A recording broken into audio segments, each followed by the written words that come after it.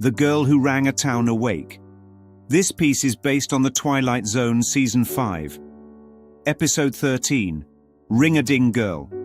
Barbara Bonnie Blake was never the ring-a-ding girl. That was only the costume the ego stitched for her. Because the ego always wants to turn a light into a jingle, turn a messenger into a mascot, turn a calling into a commodity. But beneath the rhinestones and the noise, something else was moving. Something the ego couldn't track, control, or explain. Something that didn't fit inside a body or a flight manifest. Something that didn't die when the plane did. Something that slipped through the cracks the ego keeps taping over. Bonnie wasn't coming home. She was coming through. She was the bell the mind rings when a dream is about to shift. She was the signal that cuts through the static of a sleepy town's routines.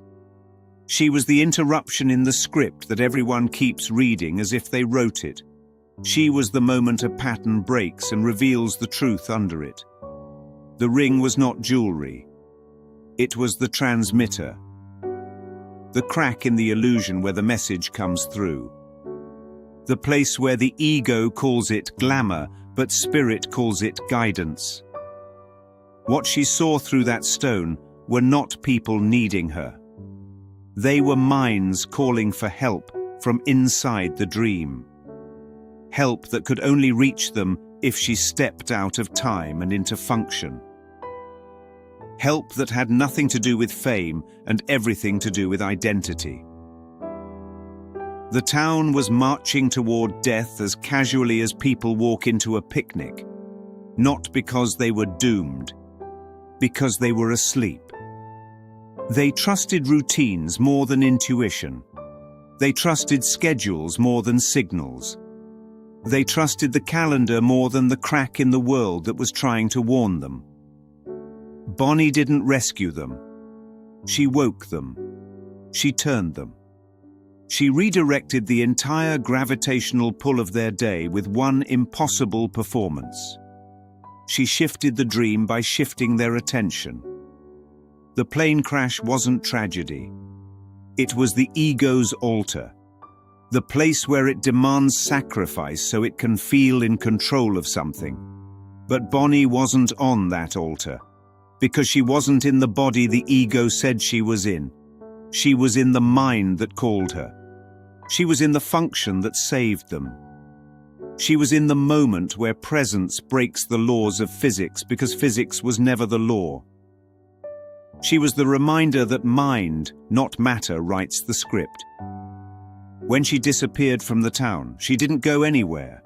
She simply stepped out of the dream frame once her part was finished. The ego calls this death because it cannot imagine exiting without dying. It cannot imagine presence without a body.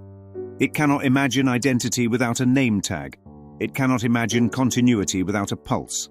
So the reporter says the line the ego always saves for last.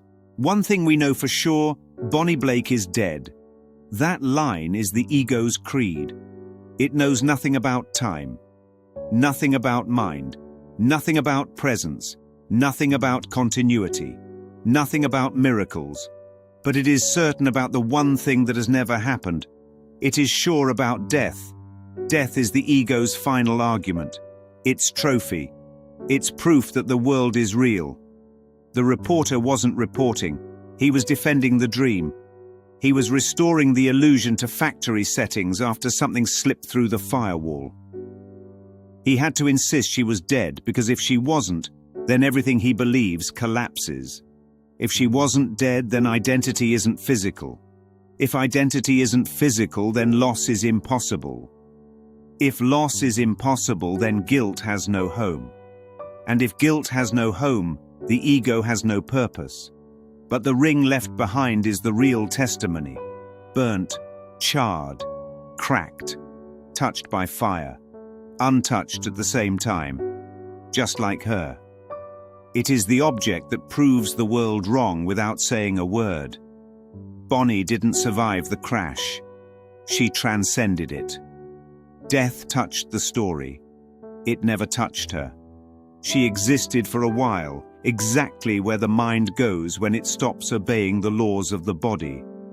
She existed in the space the show calls the Twilight Zone, the space the Course calls the Holy Instant, the space where the dream bends toward awakening instead of fear.